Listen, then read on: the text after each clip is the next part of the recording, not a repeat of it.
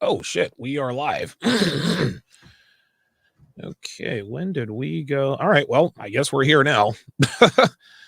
It was not. Hang on a second, guys. All right, all right. Screw it. If we're gonna do it, we're gonna do it. So, all right, good. Well, I guess we'll wait for Alex from Playing with Fire. Um, I literally, I just gave my, I just gave my, I just gave Heather the okay to go ahead and send the link to Playing with Fire. And so we weren't supposed to start this until 8 o'clock, but I guess I'm a few minutes early. I guess before he gets here, I just I'm just gonna let you guys know that the same rules apply.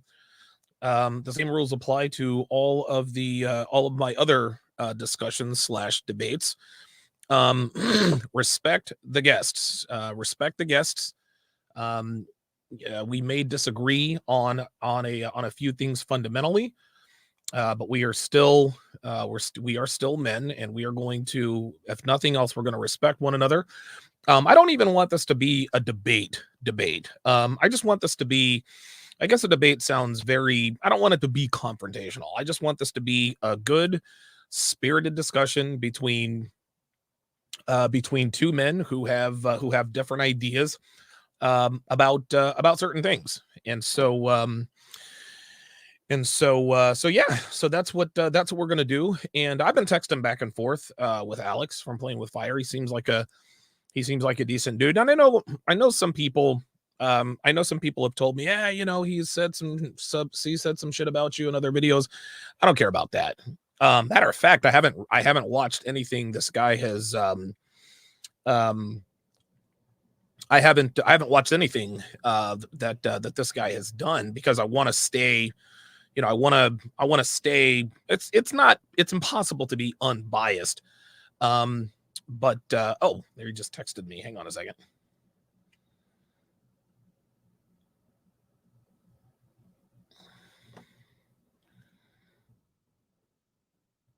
There we go. All right, perfect. I'll get Heather to send that to him again. Um, but I didn't want to watch anything that was too over the top. I'm sure that he has had some, strong opinions about me, and that's fine. That's allowed. I'm not gonna take that personally. I mean, or I'm gonna try not to take it personally. And the best way to really not take it personally is just to not watch or listen to any critical. I mean, listen, if somebody has a disagreement with me, that's fine. But listen, man, we all get a little excited when we are talking about people we don't know. We know their work, but we don't exactly know who they are as people. And so, man, my hands are dry. I just took a shower too. It's weird. Um, and so yeah. So what I hope to achieve with this conversation is a couple of things. Number one is just to kind of show everyone that um, just to kind of show everyone that, hey, you know what, two people can come together and discuss things that we don't necessarily agree with, which is perfectly fine. But number two, I think Rollo always says, if you really really want to test your beliefs, there's no better way to do it than in the crucible of open debate or open discussion, I guess, so to speak. And I think I agree. I think that's the best way. In this community, we want to get it right. We don't necessarily need to or have to be right. Um, I'm certainly open to having my mind, not necessarily changed, but I mean, listen, if I can add anything new in the dimension of my own opinion and understanding of these things, I'm open to it. It's not going to be easy to change my mind on certain fundamentals, but if you can, hey, I will readily admit it. Hang on a second. Oh, here it is. There we go.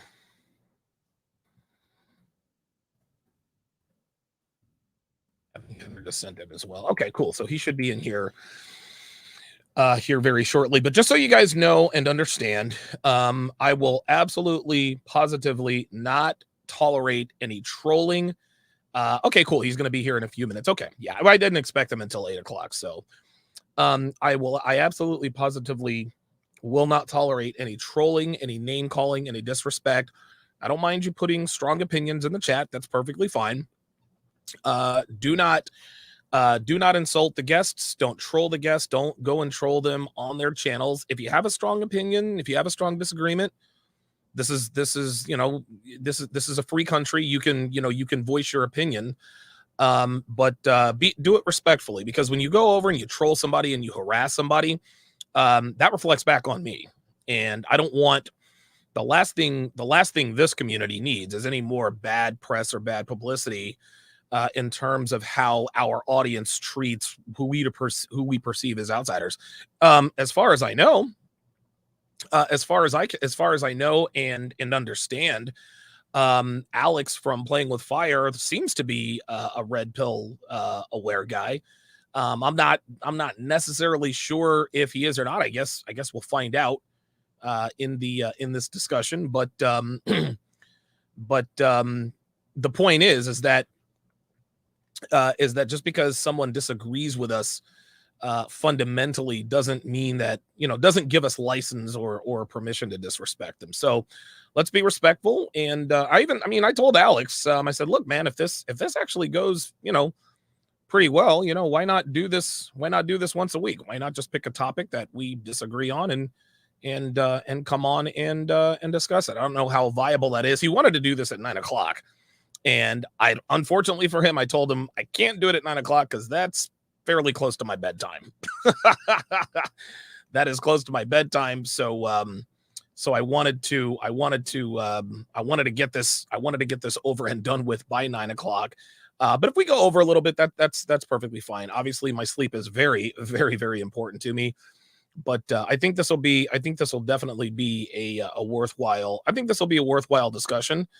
And I think that pardon me. And I think we should be okay. I think this should be a good discussion. Again, I'm coming into this blind. I have no idea.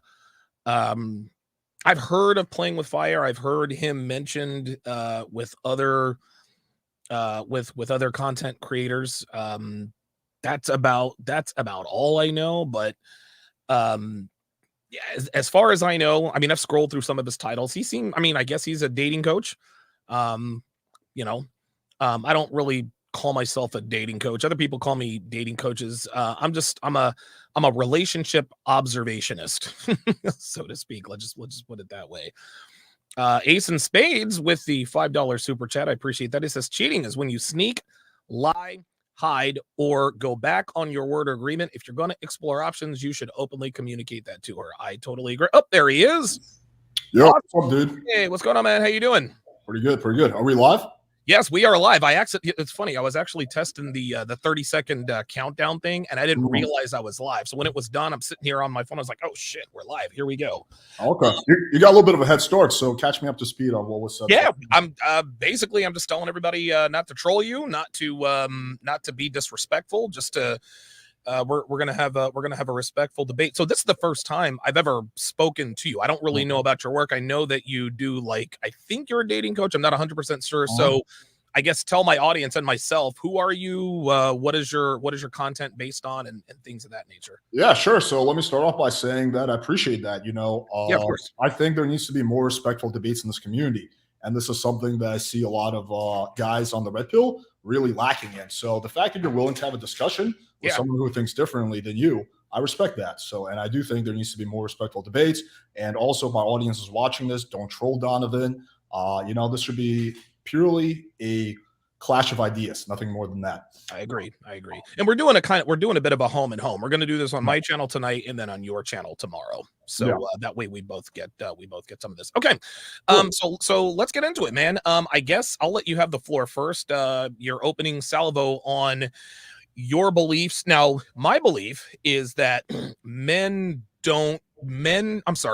cheat, men have sex. Tell me why you disagree with it, et cetera, and we can just kind of go from there.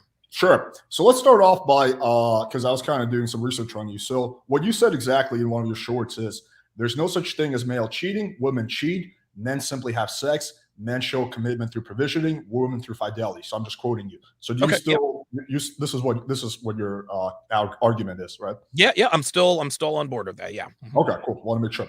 Okay. So let me start off by asking you this: how do you define cheating? Let me put myself on the screen first.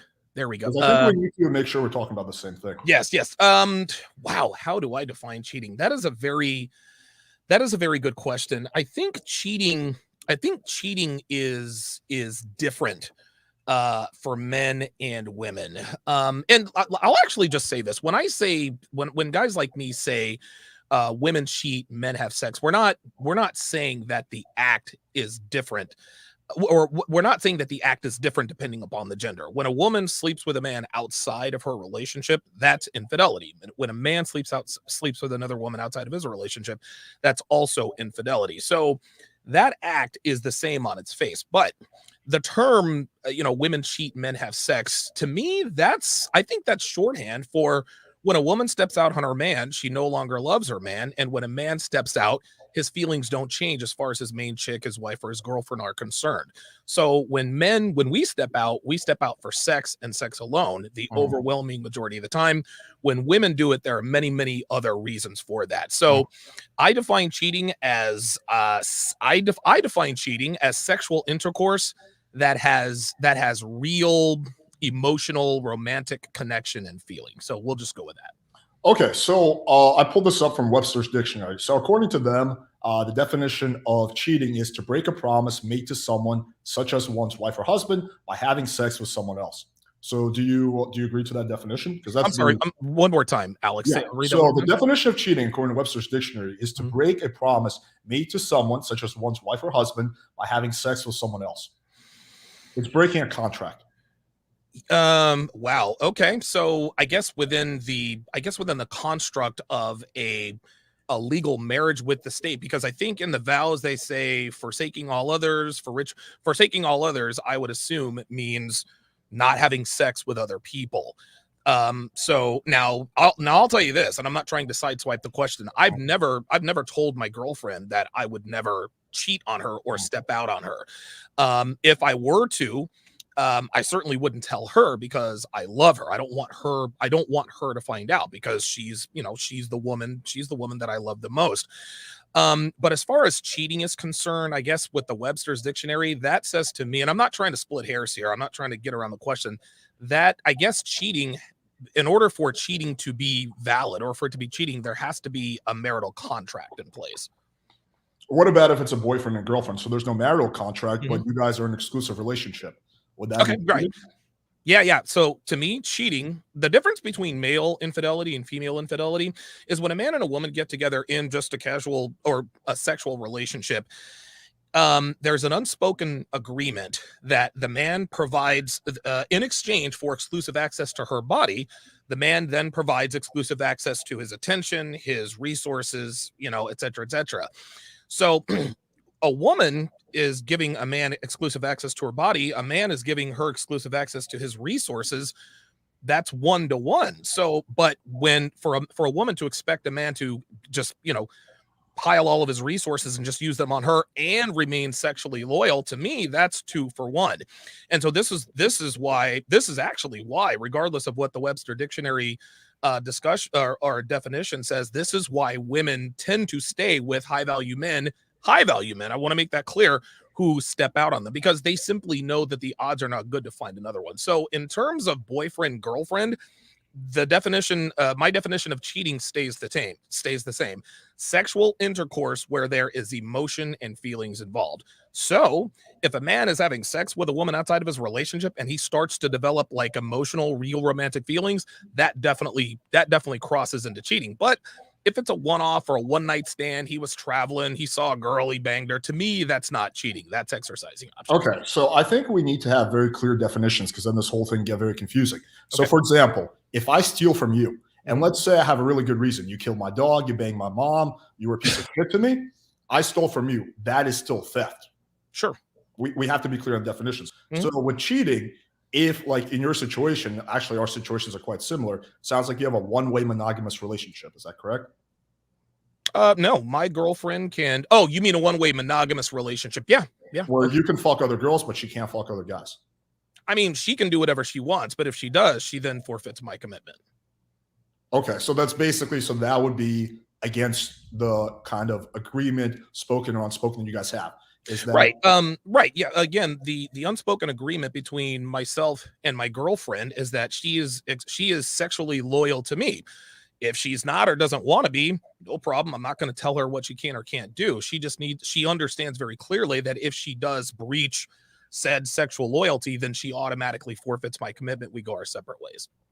I mean, as a complete side note, I do think, just my 2 cents, is that when you're in a relationship, I'm also in a relationship, it's pretty good to have clear rules. When things are vague, that's when confusion happens. But that's Yeah, I agree. I would definitely agree with that. Yes. Yeah. So I was interviewing, I know you saw my interview with Tristan Tate. So we were talking Oh, about cheating wow. How about that? during the interview.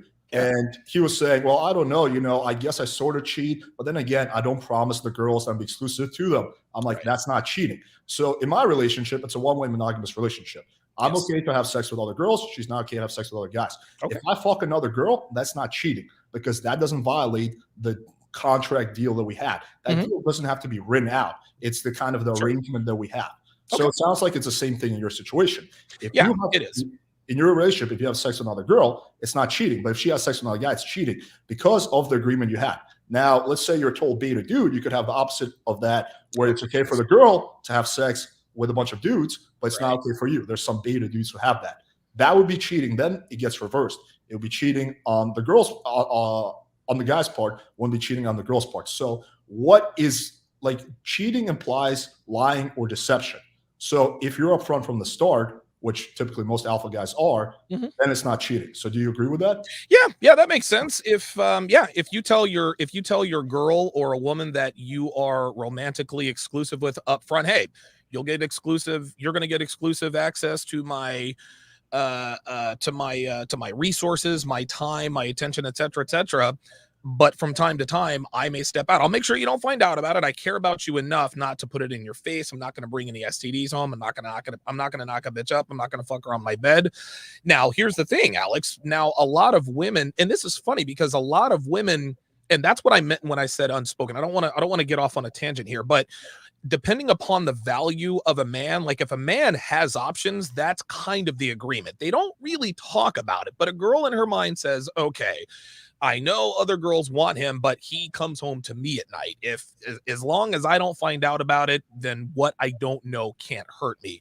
This isn't to say that if a man steps out on a woman, even though there's an unspoken agreement that he can, that doesn't mean that doesn't hurt. But as a man, if you care about a woman enough, you're not going to inform her of your extracurricular activities. That's just the way I see it. Sure. I mean, there's a heavy amount of speculation. I think generally speaking, you're probably correct. But there are situations, for example, where a high value guy promised to be exclusive to a girl. Yep. And then he bangs another girl. In that situation, it's cheating. Now, Yep. let's take Dan Bilzerian or Tristan Tate. When they fuck another girl, it's not cheating because that girl was never promised exclusivity. So it's not just based on whether you're man or woman. It's based on the kind of, understanding you have with your partner. So I think that in of itself kind of disproves your point when you say that men have sex, women cheat. Yes, Okay. if the guy didn't promise the girl exclusivity, then that's technically true. But if the girl didn't promise the guy exclusivity, let's say they're in a complete two-way open relationship, then that's not true. If, for example, the girl bangs another guy and there's no emotional attachment, so then is it true? So there's a lot of holes in your logic. So basically, you're making a very sweeping generalization, which I understand you mentioned in other interviews you do kind of for dramatic effect.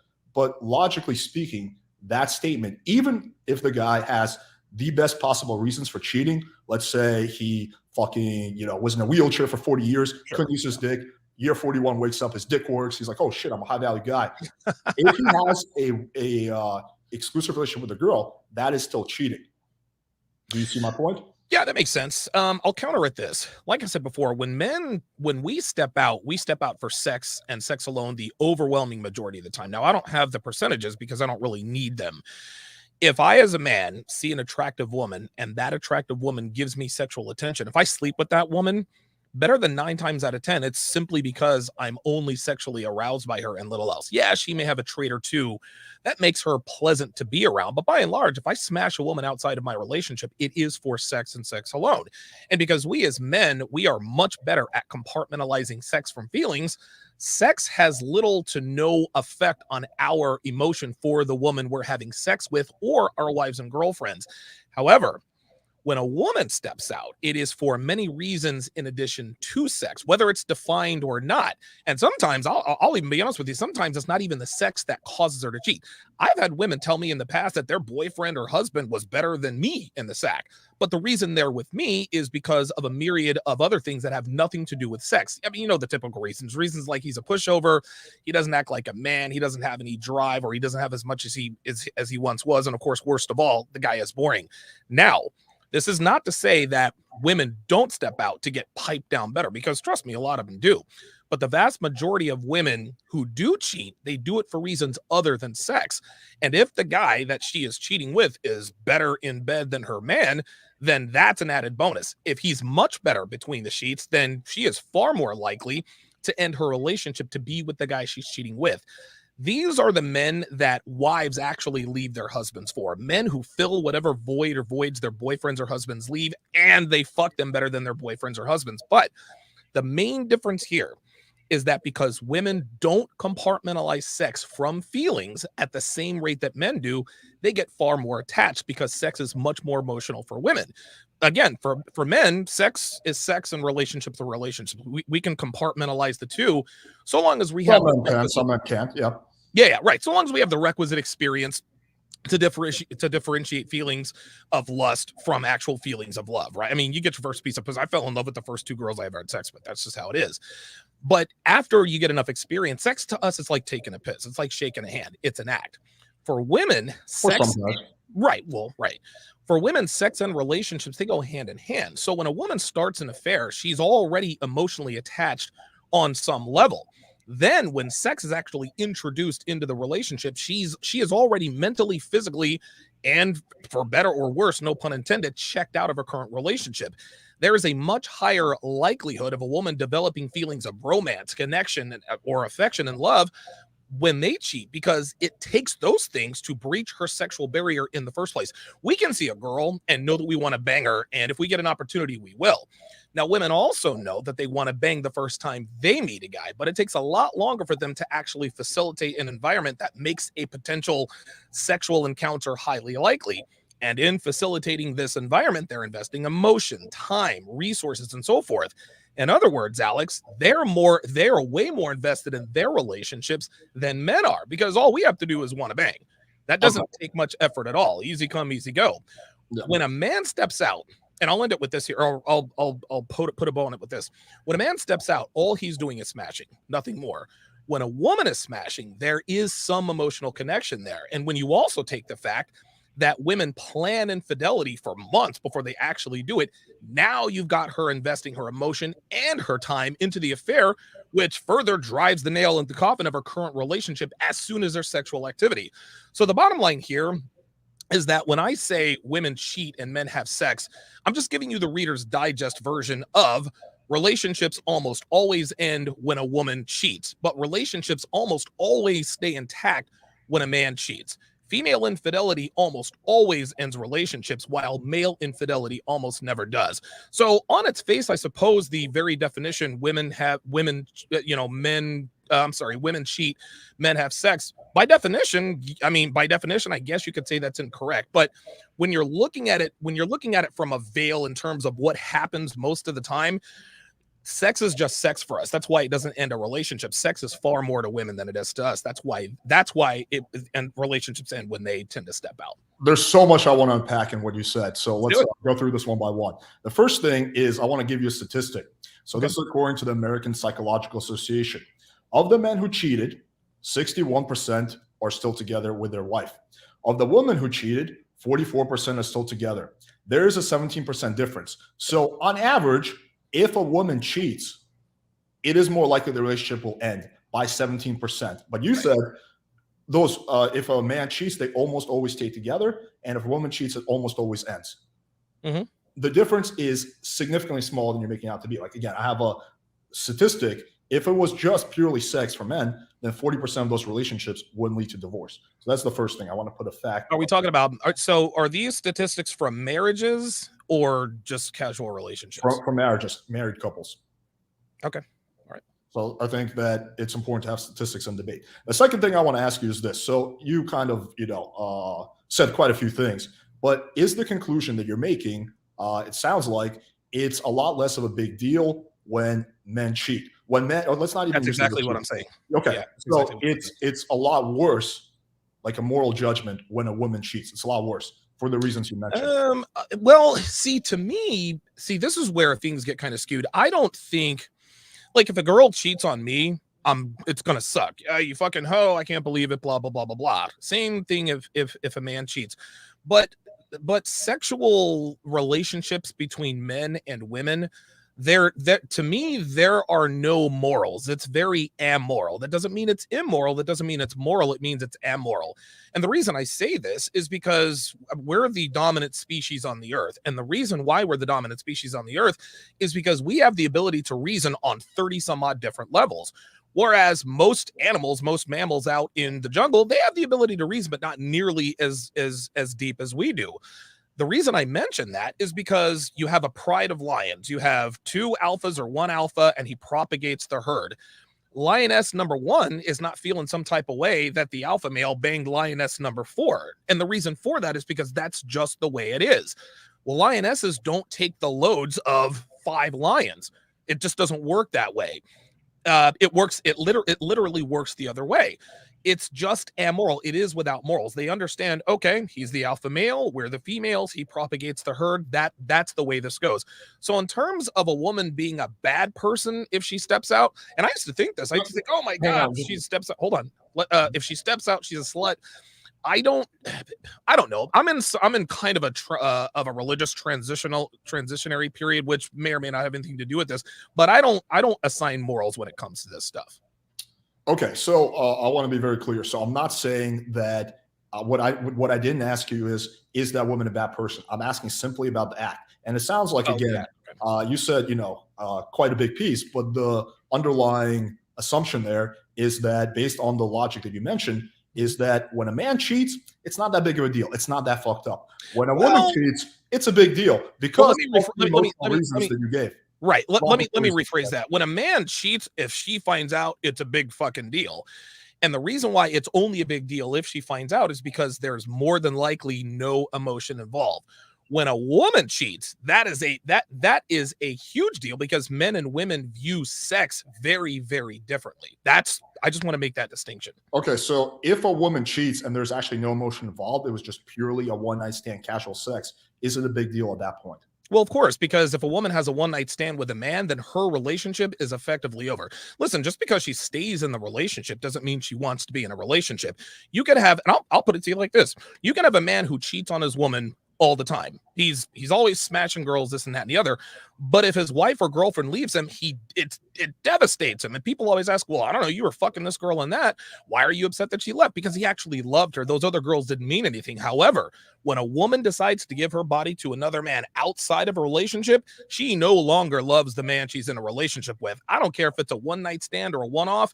A woman fucks another man, she no longer loves the man she's in a relationship with. So thus, the logical conclusion is it's much bigger of a deal when a woman sleeps with an outside of her relationship than when a man. When a man does it, because you're saying it's, and I'm, for argument's sake, I'm going to agree with your premise that there's no emotions involved, blah, blah, blah, it's just sex. It's not that big of a deal, right? But when a woman has sex outside of her relationship, it is a big deal because emotions are involved, because that's going to end the relationship. Not only that, the consequences are far more dire when women step out. Yes, there are consequences when men step out, right? STDs might get the girl pregnant, and if she's married or has a long-term relationship, that's paternity fraud and so forth. So I'm not suggesting that male infidelity is harmless. Female infidelity is much more harmful. Much worse. Yes, it is much worse. Female infidelity destroys relationships, it destroys families, it destroys the lives of the children involved, both born and unborn. Who's my dad? Who's not my dad? Most relationships, Alex, whether they're marriages or not, are ended by women. 85% of divorces are filed by women. Dude, better than 9 times out of 10, it's the girlfriend that ends the relationship with the boyfriend, either directly or indirectly. And as you know, women are masters at branch swingers. You and I both know that women don't end relationships until they've started another one first, which requires what, boys and girls? Infidelity. This doesn't make them bad people, and it doesn't make men or women good and or bad for cheating or not cheating. That's just the way it is. So when a woman has sex with a man outside of her relationship, the consequences are far dire, and everybody knows it. This is why nobody really bats an eye unless they feel like they have to. When a man steps out, they try to call him, oh, he's a dog, he's this, he's that. But guess what? Guys like that are heroes in society, no matter how much we want to try to knock them down. But if a woman's a hoe, like Taylor Swift, nobody has respect for Taylor Swift. She sleeps around. Miley Cyrus is the same deal. It's the same reason why men who sleep around are studs and girls who sleep around are sluts. Okay, so a lot to unpack here, and I just want to avoid going down like red herring arguments. These are all interesting points that I think it's worthwhile to debate about. But I want to stay on this. Okay. So what you said is directly disproven by statistics. Again, of the men, like married couples, of the men who cheated, 61% are still together. Of the women, 44% are still together. 17% difference. So this says that when a man cheats, there's a 40% chance that marriage will end. That is not, it's almost always okay. That is, there's almost a 1 in 2 chance that that relationship, that marriage will end. So I think you're going off maybe your own personal observations. No, that's Look at false. the No, statistics. no, no. You're right. We're looking at this. We're looking at marriage statistics, and if we know anything, you and I, if we know anything about 2022, and a man with means, men are staying away from marriages and really relationships for that matter. Less and less men are getting married. So to suggest that, okay, so 40, I forgot what the stat was. Yes, more women stay with men if the men cheat than with the women if the women cheat in marriages, but that's just marriages. Most people aren't married, Alex. Most people float from relationship to relationship, and that gives you a much bigger data set. And I'll tell you this, if the disparity is only, you might not think 17% is a very big disparity. If the disparity is 17%, when we're just talking about statistics that we actually know about in terms of marriage, what do you think the stats are out in the real world? We know that women cheat more than women. We know that women end almost all relationships. Here's something else we know. We know that 90% of the women are going after 10% of the men. And because there are more beautiful women than there are high value men, then guess what? Women are going to be much more tolerant of male infidelity, regardless of their marital status. So you use the word "we know a lot," but what is that actually based on? Well, this is empirical data. I mean, the internet doesn't lie. I mean, you can go on Reddit, YouTube. I talk about it. You talk about it. You talk to any group of women, any group of men. You ask any group of women in the United States, how many times have you been broken up with? I don't know, 1, 2, 3. You ask any group of men, how many times have you been dumped? Shit, every time but one. And one I don't even remember because she just kind of ghosted me. We know, I mean, I don't know if you know this, but we all know that women end relationships better than 9 times out of 10. And because of that, and because we know how women operate here in the West with the brand swing, I don't know if you might not want to acknowledge that, but it's true. Women don't start relationships, women don't end relationships until they start another one first. That requires infidelity. Now, when a man steps out on a woman or when a man cheats on a woman, if he's an ain't shit type of dude, he doesn't make much money, lives with his parents, whatever the case may be, she's like, dude, fuck this nigga. I don't care. I don't care. Whatever. But if the guy has some worth, if he's confident, if he makes good money, if he has good financial outlook, etc., etc., if he's high value, so to speak, then women are willing to put up with a little more. And I'll tell you this: women would much rather be with a philanderer than they would be with a man who is boring. That much I do know. So again, you use the word "we know a lot." So for example, if I was to say, well, we all know that I won this debate, right? That's a very sneaky way of me getting assumption in there. But like, I would like to see you quote some stats or something like that. because just saying, we know, it Well, the sounds at reason best, it's anecdotal. that makes sense. But the reason why I don't quote stats is because stats can be made and twisted to say anything you want. I'm going by my personal experience and empirical data. Empirical data is based on the personal experiences of many people. Again, I don't have exact numbers, but you go on Reddit, you go on YouTube, you go on any website, you can I assume you're paying attention because you are on YouTube, but anyone who denies the fact that women end most relationships is either being willfully ignorant or they don't want to know. Women end most relationships. Those are the facts. I don't need statistics to prove that. Talk to people, live life, your friends, your family, people on the web, Reddit. Be an Uber driver. This is just how these things are. So when I say we know, there's one thing that we all know about the dating market here in 2022. This isn't based on stats or statistics. This is based on my personal experience as well as empirical data from thousands, if not millions, of men. Okay, so you're using the word empirical data incorrectly. So if it's based on your experiences and stuff you heard from other That's guys, anecdotes. it's Anecdotes and empirical. So yeah. empirical is statistics, studies, stuff that you heard, stuff that you read online. That's not empirical data. So I want to be very clear on that. So you're not citing empirical data. You're citing anecdotal. Empirical data says based on concerned with verifiable by observation or experience rather than theory or pure logic. That has nothing to do with statistics. Empirical data almost always implies that's going to be something that is scientific. Again, like I could say, well, based on my experience and what I've seen with my coaching clients, I've noticed that, blah, blah, blah, blah. That's not empirical. That's still anecdotal. I don't want to like split hairs on this. No, but we are. But I want to make sure that we're operating on the same plane here, because if I'm misunderstanding something, I want to make sure I'm doing this right. The definition that I have in front of me, definition of empirical, originating in or based on observation or experience, relying on experience or observation alone, often without due regard for system and theory, an empirical basis for the theory, capable of being verified or disproven by observation or experiment empirical laws. I've never heard of empirical data including percentages or stats. I could be wrong, but that's just the way that I've always understood it to be. Yeah, and again, I don't want to split hairs on this. I mean, like, Okay. again, definition 2 is information based on obtained through observation and documentation of certain behavior and patterns or through an experiment, right? So it implies that like it's scientific, not that it's just like okay. I mean, yeah, that's fine. I don't need to die on that hill. I'm good with that. Yeah. Okay, cool. So again, I want to and I'm going to make this come full circle. Okay. So you're basically, what you're saying is that according to the dictionary definition and according to, the way that, like, let's say 99% of the world doesn't know about the red pill. According to 99% of people, according to the dictionary, your argument is incorrect because cheating is breaking the contract. But according to the way you define it, based on, red pill ideology, it is correct. I don't know. I'm not. You're losing. I'm not good at this debate thing. I don't. You give yourself not enough credit. You're actually quite good. Well, it's just because I talk about things that I've observed and things that I've learned over the years. I'm not really good at this whole, by definition, by this and that and the third. Here's what I do know. Here's what I know. When men cheat, it hurts women, but not as much as when women cheat.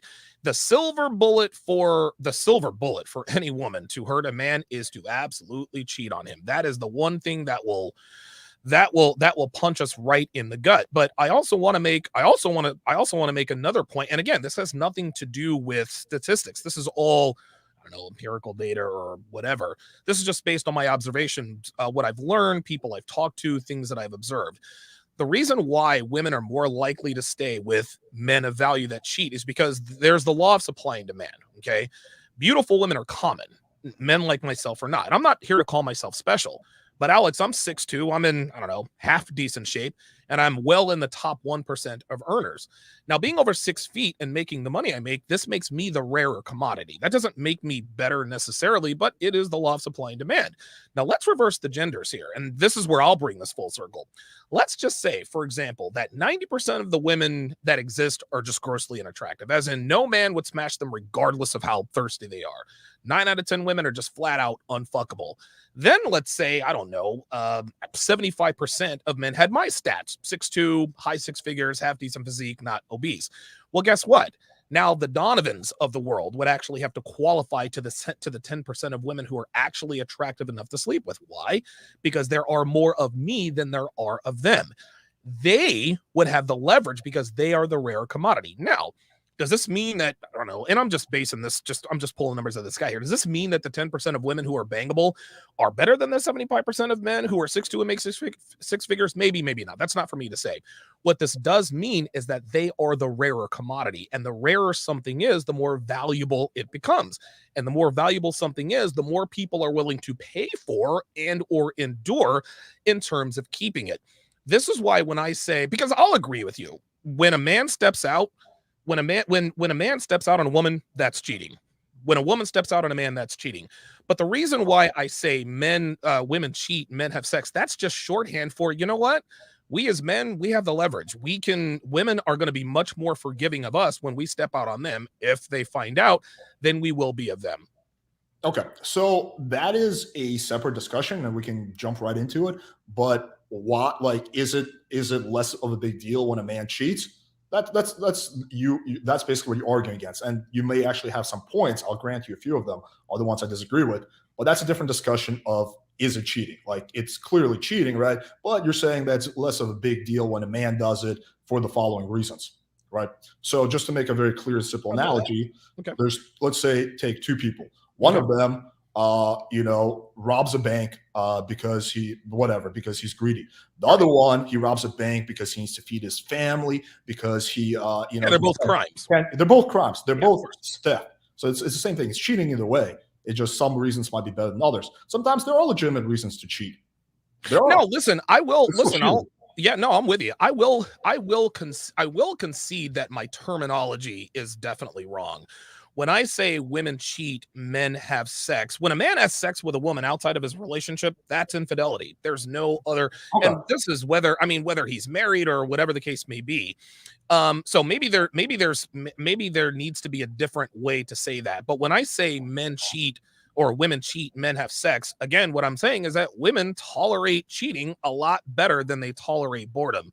We as men, we don't tolerate cheating. We like to tolerate the boring. So I guess what I mean to say is, yeah, when men cheat, it is much less of a big deal, because male infidelity, while it does have consequences, it does not rise to, dude, nations and kingdoms have fallen because of female infidelity. That's just because the wiles of a woman, femininity, that to me, that's the most powerful force on the earth. That's why it's a much bigger deal when women cheat, as far as I'm concerned. Okay.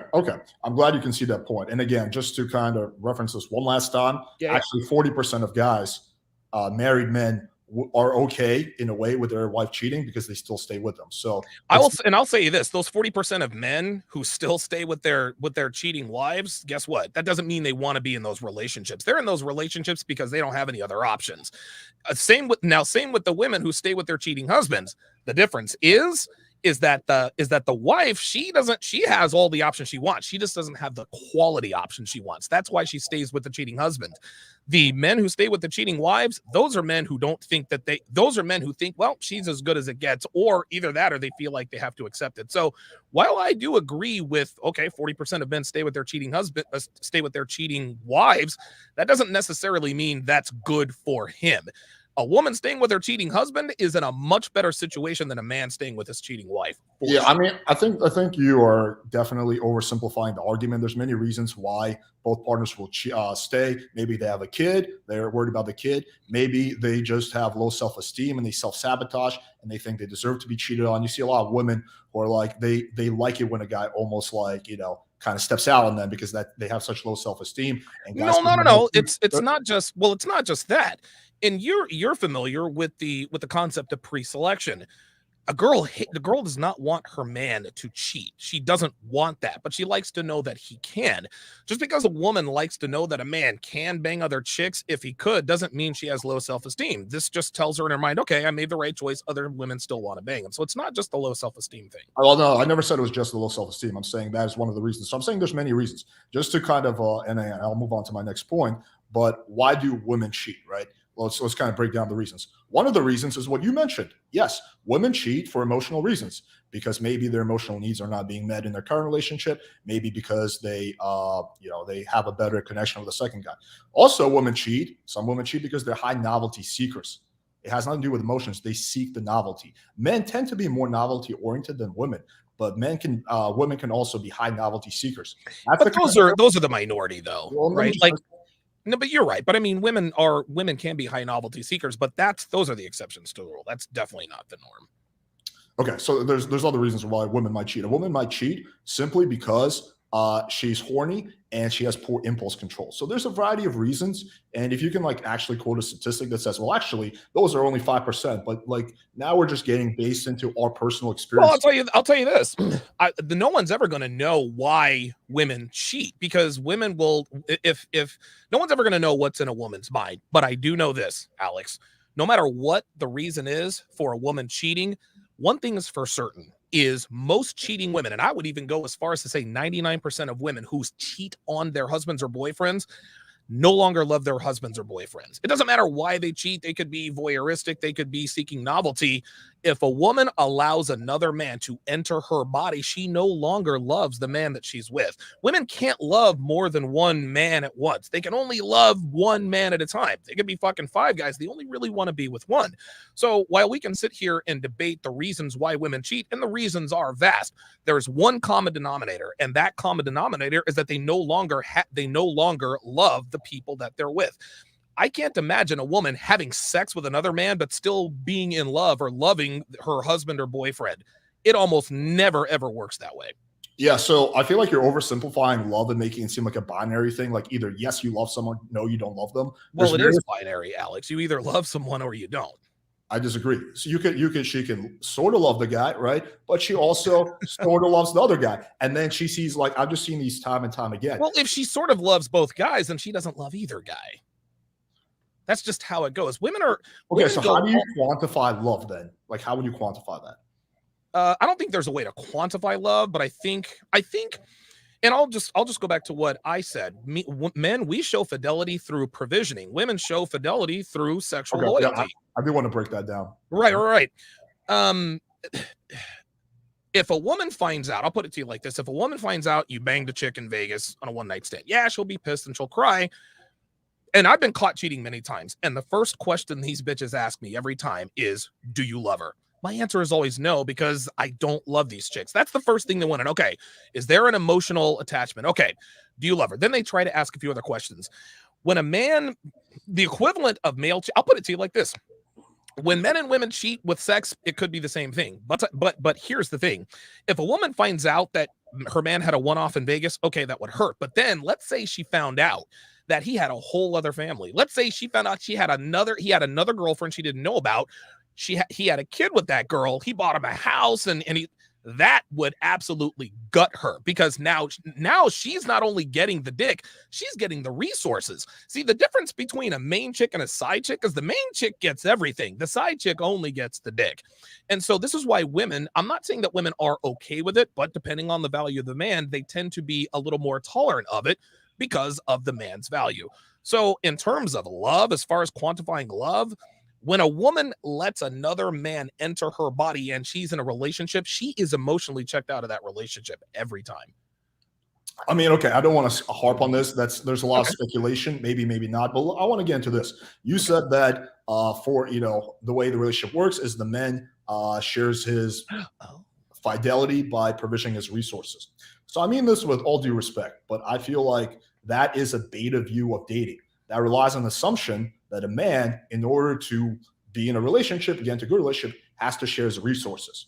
That is not how I've ever single once in my life done my relationships, nor is it how any alpha guy I know does their relationships.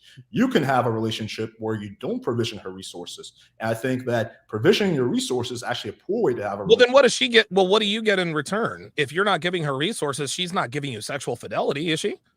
Yes, you can have. So let me get this straight, Alex. Let me get this straight. A woman is going to get, now we're talking about low self-esteem here, because believe it or not, Alex, as bad and terrible as a lot of people outside of this community say women are, women do have to get, they do need a return on their investment. So you mean to tell me that there are women out here who will be in sexually exclusive relationships with men who do not share their resources with them at all, but she is sexually exclusive to you? Yes, that is both mine and your relationships. Like in your videos, you said that when you and Devin started dating, that she was making more money, right? So your relationship was based on literally that. Like you weren't provisioning your resources. Our relationship was based on the potential. The reason why, and she can say, oh, it's because I loved you. Devin saw the potential. I had 7 real estate properties when I met her. So it's not like, listen, she made more money than me. That doesn't mean she had more money than me, right? And if I didn't have the potential that I had with with the 2 businesses that I had owned and run, and my savings account and my financial history and all that good stuff, she would not have considered, there's no way she's going to give me sexual exclusivity if I don't share finances with her, because guess what? She works for me now. This is what she gets out of it. I share my resources with Devin all the time now, because of course we live together. But I find it very hard to believe that a woman who is not getting exclusive access to another man's resources is going to give exclusive access to her body. That's the very definition of a relationship. Relationships are conditional and they're transactional. So that is, in my opinion, again, no disrespect meant, a beta view of relationships. I can tell you my relationship with my girlfriend, she makes a good amount of money. I probably make a little more than her. I don't give her any of my resources, but she gives me sexual exclusivity. Pretty much every relationship I ever had. So what does she get out of the deal? She's just in a relationship with you because she loves you? Yes. See, my girl loves me too, but my girl's love for me is conditional, and I'm okay with that. And correct me if I'm wrong here, Alex. It sounds to me like you're describing unconditional love, because if your girl, okay, well then what kind of unconditional love? Because if I do something really fucked up to her, like I steal from her or I bang one of her friends, there are conditions. She's gonna be pissed, right? But the condition isn't involve money. The condition does not involve money. She does not want any of my resources. She's never asked for it. There's never been any kind of indication. So what do you offer her? See, here's what I'm getting at, Alex. Women are never in a relationship with a man just for nothing. Even if she makes enough, even if she makes money, the fact that she is with you, you make a little bit more than she does. If you made a little less than she does, your relationship would not be as strong as it is, because you are lower on the totem. No. You would be lower on the totem pole because you're in a higher income bracket. That's what she gets out of it. Because if she were to lose her job, and I don't know, can she count on you to help her out? I don't know. Maybe that's something that you do. But I find it extremely hard to believe that your woman gets literal. I mean, correct me if I'm wrong. What does your girlfriend get out of a, and I'm not trying to be insulting, I just want to know what she's getting out of a relationship if you're not sharing her resources? Are there other, I mean, I don't know, maybe you guys experience a lot of things, like, I mean, fill me in here.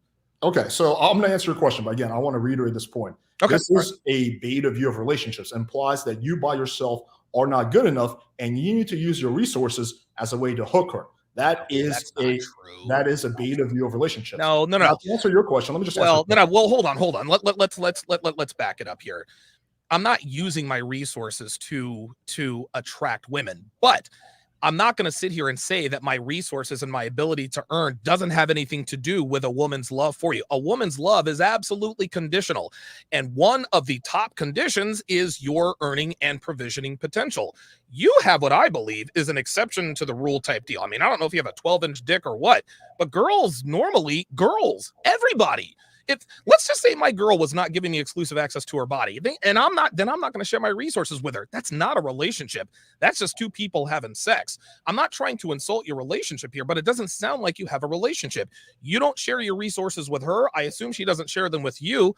She gives you exclusive access to her body, but I'm having trouble doing the math here in terms of what she gets from you. Right. So because your view of relationships the way you view relationship is that as a man, I have to provision my resources in order to have a solid relationship. What does she get from me? Well, she gets positive emotions. She gets a connection. She gets good She can dick. get that from She she can gets get okay. Well, she can get all those things from she can get those she can get those so no, things from other men and other women. So what does she so get no, from no, you no. that she can't get from somebody else? So That's that's an what I'm trying to incorrect. figure out. That's well, she can get money from any other man too. Okay. Okay. Fair Any enough. chick can get money from any other man. Okay. All right. So the kind of girls, the kind of relationship you're describing is basically a sugar baby, sugar daddy relationship. Oh my It's the God. girl to hang on, let me finish. The girl Right. is in a way, and there's different levels of it, a gold digger, where she is looking for you, maybe partially, maybe largely because of your resources. Those are not the kind of girls you would want to date in the first place. And hang on. And if you are using your resources as part of the bargain of the relationship, that is not a strong relationship, because if you ever lose your resources, that relationship will end. A much more solid relationship is if you're not leveraging your resources, because if you lose your resources, you're not going to lose the girl. Here's the deal. Let me start from the back. If someone were to snap their fingers and Donovan Sharp Inc. would disappear, Devin wouldn't leave me. But guess what, Alex? The clock starts. You see, the reason why Devin is with me, the reason she's committed to me, the reason she's given me exclusive access to her body is because of my income and resource potential. For you to suggest that we should only date women where money is not an issue, you're leaving out the basic fundamentals of a relationship. All relationships are transactional, Alex. Whether you want to admit that or not, relationships are transactional. When a man and a woman get together, that's that unspoken agreement that I was telling you about. Right. If she's not giving me exclusive access to her body, I'm not sharing my resources. That's a transaction. Now, maybe you have a relationship where, and listen, if you have that kind of relationship, I mean, I suppose that's good. I've never really done it that way. But to suggest that I'm leading with my wallet to try to bait girls in to date me, what am I supposed to do, Alex? Dress like a bum and not be who I am so that the right girl will pick me? No, I'm going to be who I am. Dude, I'm going to drive my Audi. I'm going to live in my Vegas penthouse because that's just the way I am. And if girls happen to see that, then great.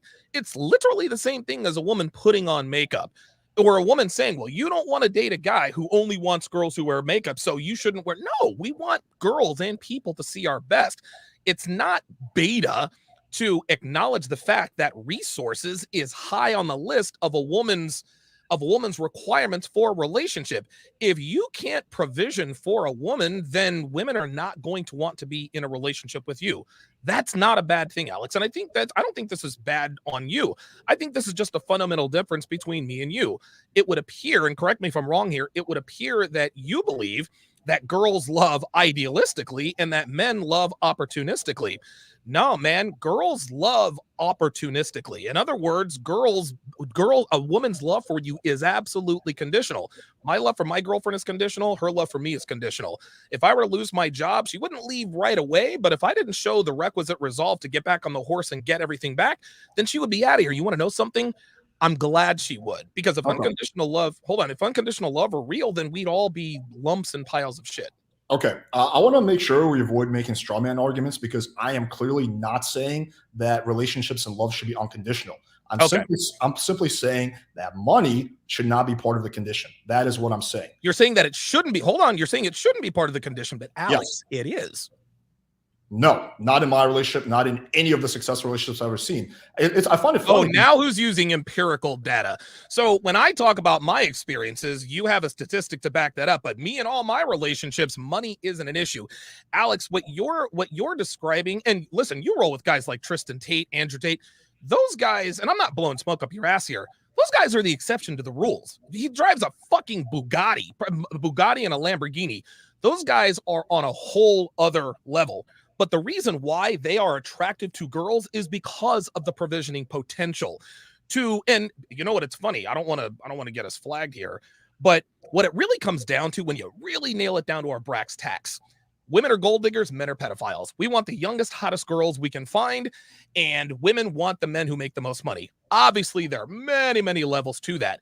But to suggest that dating women where money is not there, to suggest that you should not be dating women who place financial provisioning potential at or near the top of their list, that to me, that's short-sighted. You're teaching men to look for these unicorns, and they don't exist. What you're describing are exceptions to the rule. Bro, I mean, like, I'm a little flabbergasted that you're thinking that what I'm describing is some kind of exception or that's odd.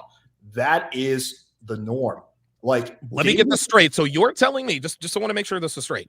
So you're telling me that the norm in relationships is where the woman has no concern about the man's provisioning or his money or his financials. That's what you're telling me? Let's not make straw man arguments. No. Hold on. Now we got to back it up, because now we're going circular logic. I just sat here and talked to you for the last 5 or 10 minutes. You just told me that I'm in a relationship where my girl doesn't care how much money I make, and I'm telling you that that's the exception to the rule. So is that true or not? Is that exception to the rule? I don't have a direct statistic on it, but it's not uncommon to have a relationship where you're not using your resources as part of the bargain. Now you're putting words into my mouth. I'm not saying that I'm using my resources as part of the bargain. I'm not going to hide myself to avoid gold diggers. I'm going to be who I am. I'm going to wear what I want to wear. I want to drive what I drive. Hold on, let me finish, Alex. Let me finish. If a woman happens to notice me, fine. But I think this is just a fundamental difference between you and me. I think that you believe that I just can't believe that you're saying, and maybe this is short-sightedness on my part, but you're telling me that the only women that men should date are women who don't care about finances. And if you do date a woman who cares about finances, you're in the beta frame and you're using your resources to attract women. Okay, that's not a beta thing. This is just the way of the world. Just like a woman using her. Just like a woman using her youth and beauty. It's beta to use her resources to attract women. Well, then, is it beta for women to use their youth and beauty? By the way, resources and youth and beauty are the two commodities we want from each other the most. Okay, if neither one is getting them, I don't know what sense that makes. Okay, let me get my point across. Let's just do this one at a time, because if we're talking over each other, it's become a mess. What I'm saying, there's a huge league of difference between dressing nice and living in a nice house, and hang on, and making resources part of the bargain. Those two things are different. Of course, women like a guy who is successful, a guy who is ambitious, a guy who is doing shit with his life, a guy who has a purpose. Of course, I'm not arguing against that. I'm not advocating that as men, we should just fucking walk around like hobos to completely minimize the chance of gold diggers. What I am saying very clearly is that your resources should not be part of the bargain. That is not a stable relationship, because if those resources go away, then that relationship will end. Furthermore, it is a lot more common than I think you think. I'm a little flabbergasted you think this is like my exception to like my relationship is somehow crazy. It is normal in a good relationship to not use your resources as part of the equation. That is not a stable relationship. Now you're asking me, what does the woman get? And again, I think this relies on the assumption that you have that a woman needs to get resources from the guy in order to be satisfied in the relationship. That's not true for a lot of women. Some women, yes. Gold diggers, yes. Gold diggers do need to get resources. A lot of normal chicks, which are the chicks that guys want to date, they don't need to get your resources. They don't need to get your money. They just want to have a guy that, treats them well, a guy that fucks them well, a guy that provides them with good experiences. That's it.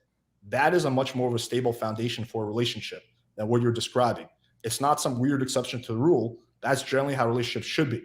And if you're advising your clients to say, listen, guys, I don't have clients. I don't. Okay, whatever. Your followers, right? We both have a follower. If you're advising your followers that, okay, guys, listen, your resources need to be a key part of the agreement, the unspoken agreement, the provisioning part, that is incorrect advice. Okay, well, then that's a fundamental difference between you and me. True or false? Most women in relationships with men, the man makes more. True or false? True. Okay, well, there you go. There it is. Women don't date down. They don't marry down. They date up. They fuck up. They marry up. Now, you're right. Now, here's the thing. You say, well, it shouldn't be a part of the equation. Alex, maybe you're right. Maybe a man's ability to provision for a woman shouldn't be part of the equation. But it is. And I don't deal in the what should be. I deal with what is. And for you to suggest that all of the healthy relationships you're in are with women who place absolutely no bearing or no weight on a man's resources and potential, to be honest with you, that's disingenuous. I think you're being willfully ignorant. No, I've only started making money. I've been pretty public about my finances. I only started making money about 2.5 years ago. Most of my life, I was pretty close to broke. You still got laid, right? I not only did I get laid, I was in successful relationships. So why, if they were successful, why aren't you in them now? Why there's a whole rabbit hole. There's a variety of reasons, and I can get into that. There was one. No, we'll get into it. You said relationships. You said success. You said that relationships where a woman places finances in, I don't know, the top 2 or 3, that's unstable. Most women are in relationships with men who make more than they do. I don't know what argument. That's a logical fallacy, because men on average make a lot more money than women. So that's like saying, well, you asked the average. You asked the average woman, would you date or marry? You asked the average woman in her mind's eye, would you marry a man? Would you date a guy who makes less than you? Alex, 9.5 times out of 10, it's going to be no. They're not going to date or marry a guy who makes less than them. Now, should it be that way? I don't know. That's not for me to decide, but that's how it is. And I don't deal with what should be. I deal with what is. I can't really. Again, I'm not dealing with what possibilities crazy in some kind of meta universe. I'm talking about things that are like actually happening. I think that there's a few things I want to expand on. Okay. I think the assumption that, well, most men make more money than chicks, so therefore that's not what I said. I said that's not even what I said. In most most women will not be in a serious long-term relationship of varying degrees with a man who makes less than she does. Those are facts.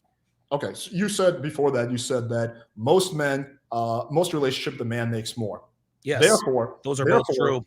Yes. Therefore, the woman is taking resources to account. That's like me saying most relationships, the woman weighs less than the man. Yes, because women on average weigh less, and men on average make more money. That's no. But see now you've moved the goalpost. Regardless of what the statistics say, most women, the vast majority of women, will not date men who make less than they do. So does this mean that the vast majority of women are morally reprehensible because resources are at or near the top of their list?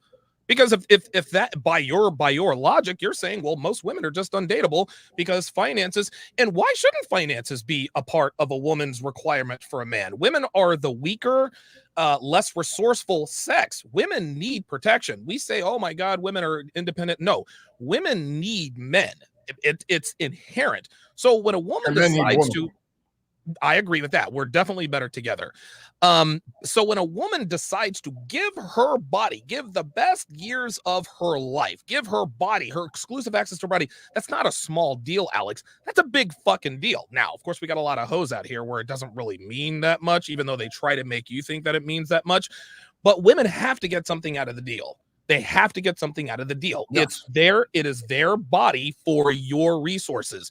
Now, I guess there are some relationships where that's not the case, but the vast majority of the time, this is the unspoken agreement between men or women. So maybe I need to do research, because I had no idea that there was a whole pool of women out there that absolutely do not have finances. Because I've watched I've known Kevin Samuels for 5 years. I've known Myron Gaines for 4 years. Every single woman they have on their podcasts always say, I'm not going to date or marry a man who makes less than I do. And I don't think they're bad people for that. You want to know something? I'm not saying they're bad people. Well, okay. All right. Fair enough. A woman who will not date a man who makes less than her, you're saying they're not bad people, but you're saying they're undateable. You said a woman, you shouldn't date women who have resources at or near the top of their list. That's like saying a man shouldn't really put a woman's looks at or near the top of his list. And you and I both know, Alex, that our attraction to a woman begins and ends with the way they look. Women have their looks, men have their resources. This is what we are exchanging. Whether you want to accept it or not, that's how it is. Women need a return on their investment. They're not just getting into relationships just because. Okay, so this points out a fundamental difference that you and I have in the way what a relationship is and should be. The way you view a relationship is that the woman is giving the guy access to her body. He's giving her resources or the potential of resources. It relies on the assumption that the man by himself, just what he brings without his money, isn't good enough. It relies on that assumption that you, I don't want to make it personal, but who you are is not enough for Devin. There needs to be some kind of extra incentive, which is money. It relies on that assumption. You know what? Let me add this. I think you could be onto something there. It's not just money. It's also confidence. It's your wherewithal. It's your forward moving energy, as Tallulah Johnson likes to say. It's not just money. But I can tell you this: if I was a broke ass nigga, Alex, I would not be with Devin. That does not mean that Devin is not dateable. And if Okay. Devin were a fat ass bitch, I would not be with her. That doesn't mean that I'm undateable. So now you're moving the goalpost in a way because you're How? talking about. Same Hang on, thing. just hang on. Because you're talking about things like confidence, ambition. Those are very attractive qualities to a woman. You want to know why? Hold on. You want to know why they're attractive to women, Alex? Because confidence and ambition leads to what class? Money, resources.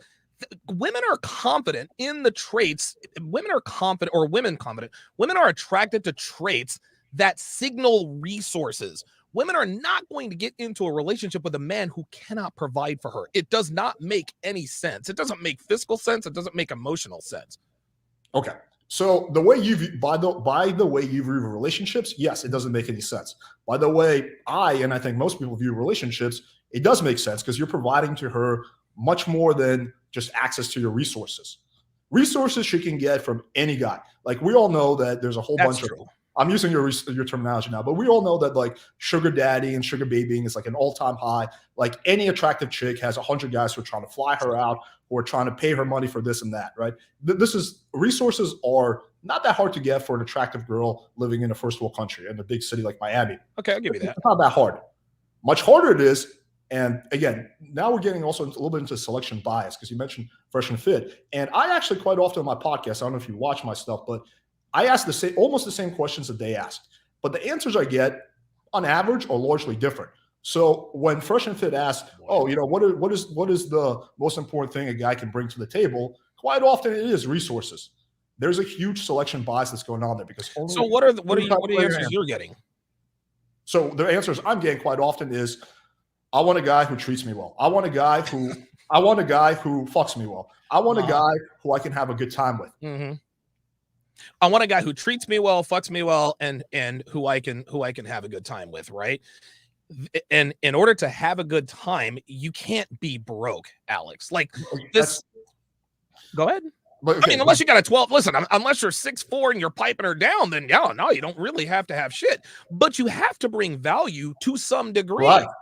You have the value can be things outside of your money. That's the thing. I'm sorry, one more time. Say it one more time. That value doesn't need to be your resources. Like you don't. That's what I'm trying to explain to you. Like the way you see the world is that value. It's a value exchange. Largely tied. No, I agree. There's some element of a value exchange, but the value that the guy is bringing to the girl, assuming he doesn't have a 12-inch cock, is his resources to a large extent. What I'm saying is that value doesn't need to be your resources. And so then let's take it to the other side. Let's take it to the other side. A man's resources, like I just saw Devin showed me a special where Marilyn Monroe said, "Hey, you don't have to marry a pretty girl, but doesn't it help?"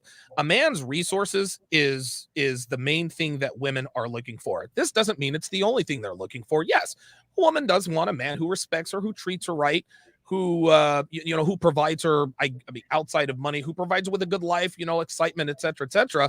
But if his finances aren't in place, she's not going to give him a shot. Now, should it be like that? I don't know, but that's the way it is.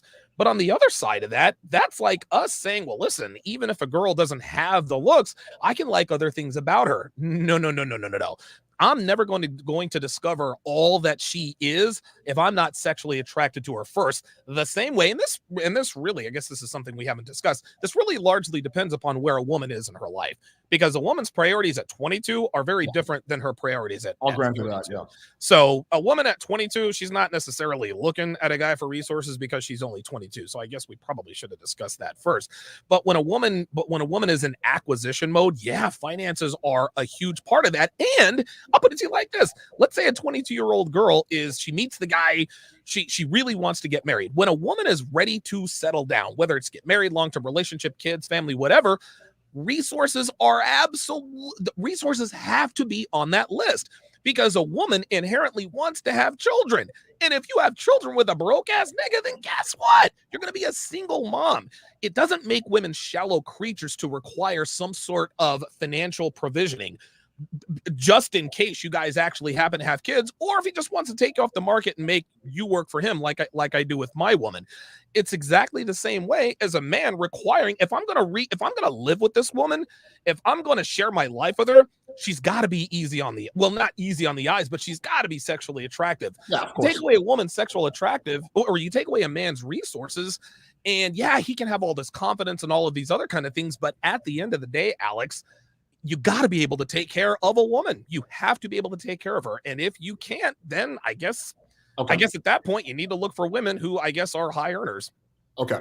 So I'm not saying that resources shouldn't be on the list at all. Sorry about yes, for the vast majority of women, resources are going to be somewhere on that list. The question is how high on the list it is. And it sounds like for you, I don't want to put words in your mouth, but it sounds like you're saying that for most women, resources is number one.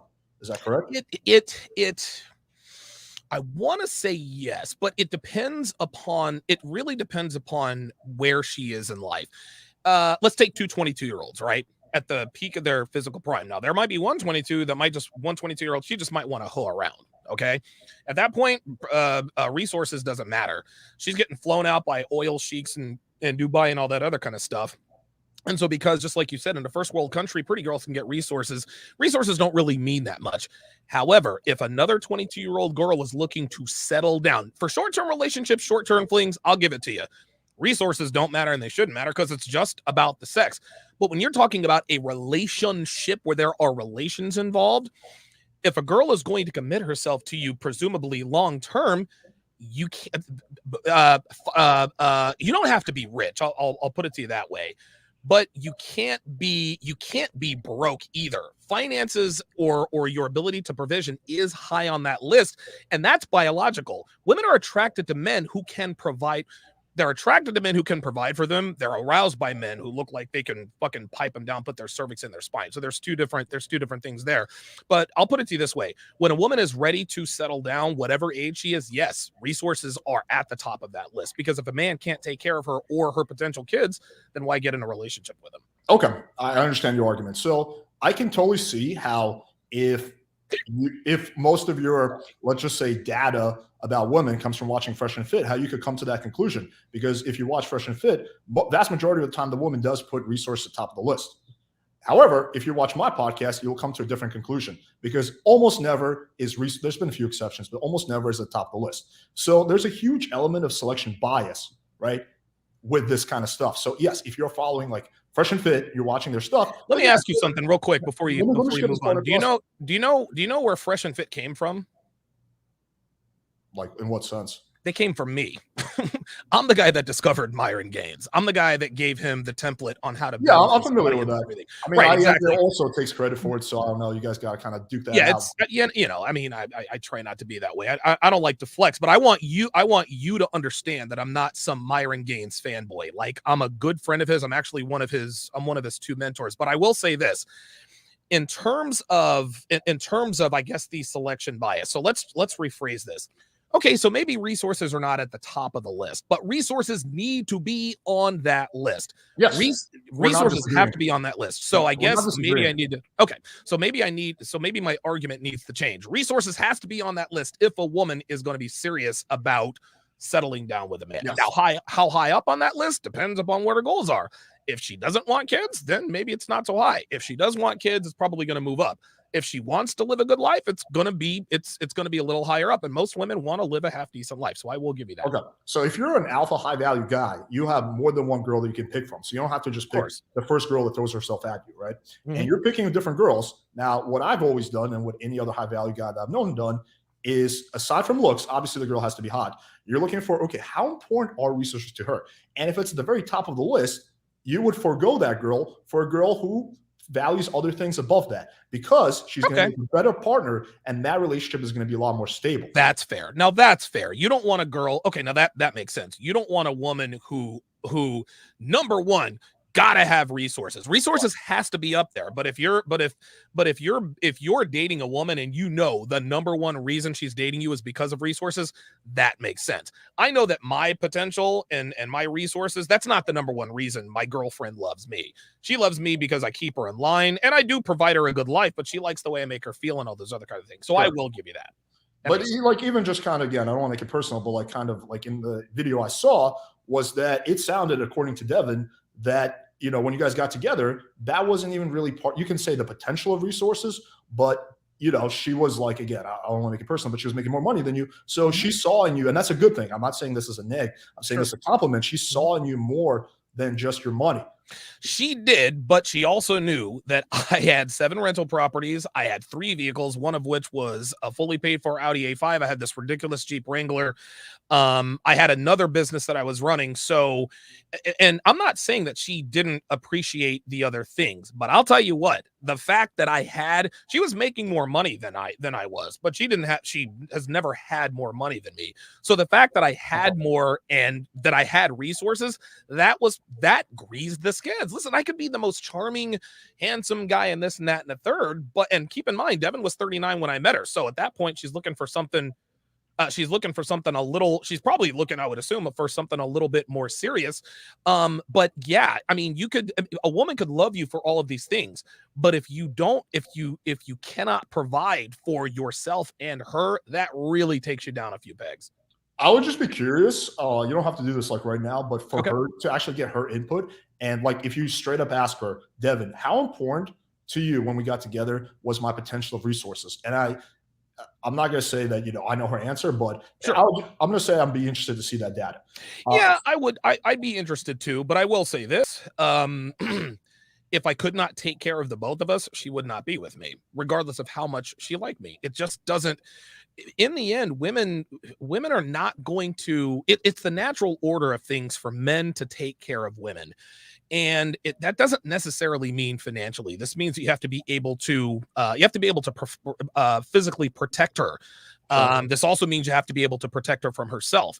But in order to, that's where you and I differ. But okay, go ahead. Okay, but if a woman does not know in her mind that you can provide for the both of you, then that her attraction for you is going to be severely compromised. Now, if she's young and she's not looking for anything serious, that's not going to work against you. But when a woman is looking to choose a guy that she is willing to go the long haul with, resources is going to be it might not be at the top of the list, because she does have to be sexually attracted to you first, but you got to be able to take care of her.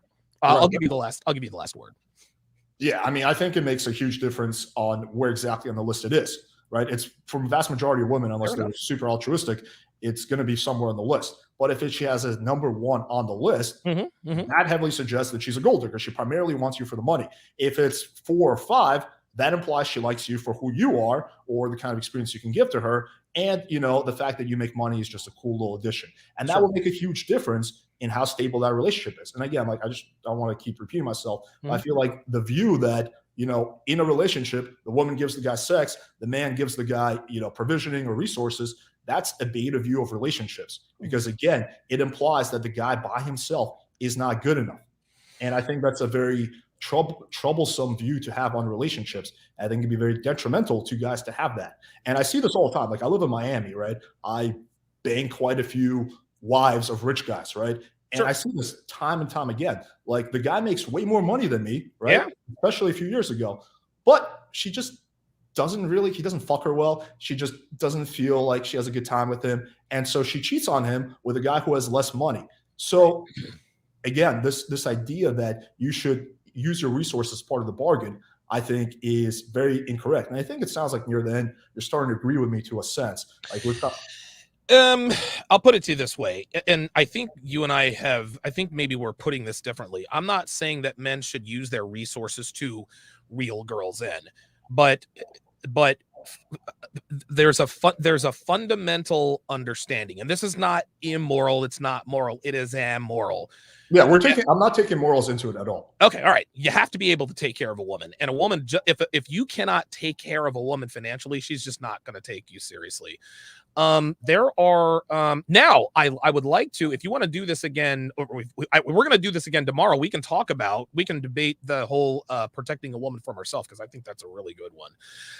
Let me read a couple of super chats, because it is now past my bedtime here. So let me quickly. Ace and Spades $5 says when you cheating is when you sneak lie, hide, or go back on your word or agreement. If you're going to explore your options, you should openly communicate that to her. Now, that I agree with. Ace in Spades says, at Don, why is the agreement unspoken and not spoken? I guess he's talking about the resources for a woman's body. I think he was talking actually about the cheating thing. I think that's what he's referencing. Oh, okay. Well, I don't have an answer for that because I've already forgotten about that part of the conversation. King Life says men have their love home and their lust outside the home. That's why it's called making love. And then there's fucking, yeah, that's very King Life. Come on for a debate, man. I've already invited you. Don't be a pussy. Ace in Spades, $5. Don't do that, Alex. He says, I don't think that's accurate. He says, we have female adult film stars who are currently married with children. Wow. Sex isn't always an emotional thing for women. Well, I would agree with that, especially if they're porn stars. Women can compartmentalize sex if they've had sex with a bunch of guys. At that point, they can separate their feelings from the sex. Ace in Space says, not to mention what happens at bachelor parties. Sure. There's a couple more. I don't want to hold you too long. This is for you. King Life says, is love conditional? Do you think love is conditional, Alex? Yes. Okay, good. That's what I thought. It's funny, when I saw that, I thought he was talking to me, but I was like, wait a minute, your name is Alex too. King Life says, dude, act like he doesn't pay for dinner. Yeah, I was going to ask you that. Do you not buy your girl dinner if you're not sharing any resources with her, or how does that work? Are we talking about when I go on a first date, or talking about my current girlfriend? Yeah, like if you go on, like if you and your girlfriend go out to dinner, do you buy her dinner? Do you treat her, or do you just typically me and my girlfriend would just take turns paying, like and we it's not, I'm not like petty about it. Like, sure, we're well past that. We're not keeping score, Yeah, like I'll pay for a bunch of times. She'll be like, oh babe, you've been paying for the last 3 dinners, let me get this one. Sure. And stuff like that. So it's like, it's not like we're being weird about it. Okay. All right. That makes sense. Yeah. I'm not a scorekeeper either. Spencer, $5 says, I think Alex is talking long-term, short-term foam cannon party. And Don is talking about long-term potential plus capacity, current earnings, opinions. And we've already discussed that. King Life again says, why you called Myron and Fresh retards and frauds? I've never called them retards. He's talking about you. How about me? Okay. Do you want me to answer the question, or is that a whole side tangent? No. Okay. I'm not. Myron's a good friend of mine. I'm not gonna get into that. Okay, fair enough. JB Strat 85 with the $20 super chat. Okay. Yeah, Alex, look, man, this was great. This was great. It was respectful. It was fun. Yeah. I think we bounced ideas off of each other. I'll give you the last word for sure. Your final. Okay, cool. No, I mean, first off, I want to thank you for hosting this. Yeah, of course. It was a good discussion. It kind of got a little intense at times, but that's a good thing. Yeah. You have discussions. The one last point I want to make about the cheating thing is that I think that if you're an alpha guy who has abundance, you don't really need to cheat because you can just be upfront with a girl from the start. And it sounds like you sort of agree with me on that as well. Yeah, I do agree with that. Yeah. So I think that maybe there's a lot of poor terminology in how you phrase the thing initially, but it sounds like fundamentally, like we both agree that it's just better to be upfront with the girl from the start, of course, rather than having to go down the cheating rabbit hole. So and you know what? It's interesting. The more options you have, the more options you can have. Because if you tell a girl you're seeing straight, hey, look, if you want to be my girl, just understand that it's going to be open on my end. Right. She can either deal with it or not. So yeah, that I agree with. And at that point, if you're stepping out on a girl, then no, it's definitely not cheating. Yeah, it's not cheating at that point. Yeah. That's just a much better way. No, I agree. Now that I agree with, man. I think that you should never lie to a woman like that. Right. Because I've done that before and it fucking blows. I've always had much better results. Yeah, same. When I'm up front with the girl and I tell her, hey, look, it's going to be open on my end. 100%. Right now, if I slip up or she sees a phone, she's like, okay, I just saw something. All right, well, it is what it is, but I'll try to keep it under wraps, of course, if I care about the girl. So that I do. So then I think that largely it might be a definition issue. I think that's what it is. It's a linguistic thing, I think. Yeah, it's a linguistic thing because cheating is like lying or deceit. If you're a father, you're not being, like in my situation, I'm not cheating when I fuck another girl. When a man lies or deceives, that is absolutely that's I guess what we call beta. If your value is high enough, you don't have to lie. You just don't. Exactly. You just don't. You can either take it or leave it. Agreed. He is Alex PW. Oh, Playing with Fire. I'll be on his channel tomorrow. What are we going to do? This the same time? Yeah, we can do it the same time. Okay, cool. I don't know what we'll be discussing. We'll let Alex figure that out. I'm going to brainstorm it tonight, but I'll give you the list by before. Yeah, good stuff. Listen, thanks for coming on, and I guess I will see you tomorrow, my friend. Yeah, man. Thanks for having me All on. right, It was a good take care. discussion. Take care. That is Alex from Playing with Fire. Shout out to him, man. Shout out to him. I thought it was a good discussion. I thought it was a good discussion. I think he's right. I think it's really I think we are arguing semantics a lot of the time. There are some fundamental differences in the way we view relationships. So if you subscribe to the way Alex runs his relationship, hey man, go and subscribe to his channel. If you subscribe to the way that I run my relationship, subscribe to mine, or you can subscribe to the both of us. I think he made a lot of good points. And I think he's right. I think linguistically, I think there's probably just some linguistic there's just some linguistic differences, some fundamental differences, but by and large I thought it was a good discussion. I like Alex. I think he's a solid guy. I'm not gonna I'm not gonna go on his channel because I don't want to see some shit that I don't want to see or hear. But I thought this was a very good discussion, and I think we can probably do a lot more of these. That is going to do it for this edition of Debates with Donovan. I don't know. My thanks to Alex for coming on, and I guess I will see you guys tomorrow at 12:30. Take care.